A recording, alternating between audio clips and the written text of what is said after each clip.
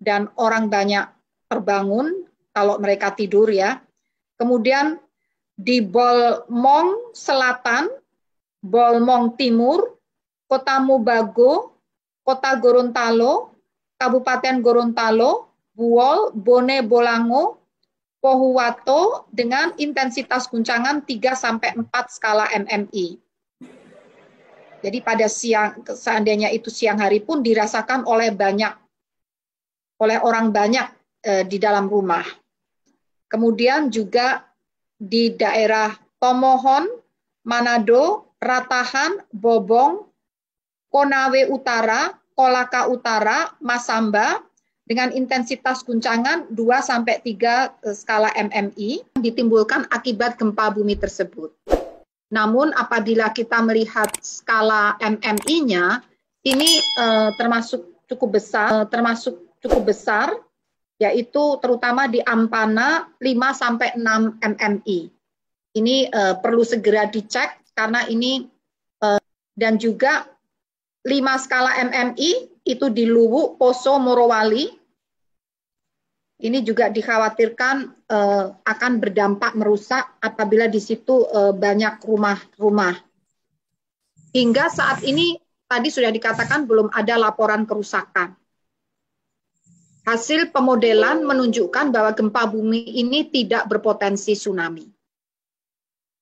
Nah, gempa susulan ini hingga hari Senin 26 Juli pukul 20.40 waktu Indonesia bagian tengah, hasil monitoring BMKG menunjukkan ada satu aktivitas gempa bumi susulan setelah gempa yang terakhir tadi, yaitu dengan kekuatan 3,4.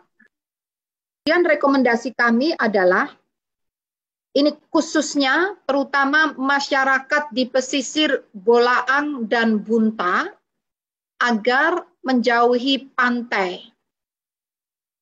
Dan dihimbau agar tetap tenang, tidak terpengaruh oleh isu yang tidak dapat dipertanggungjawabkan kebenarannya.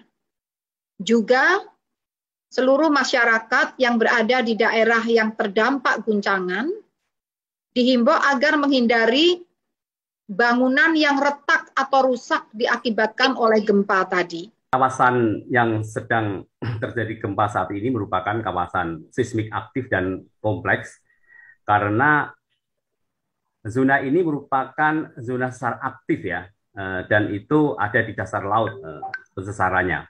Kalau kita melihat slide yang saya tayangkan ini kawasan yang sedang terjadi gempa ini memiliki catatan kegempaan yang cukup banyak pada masa lalu.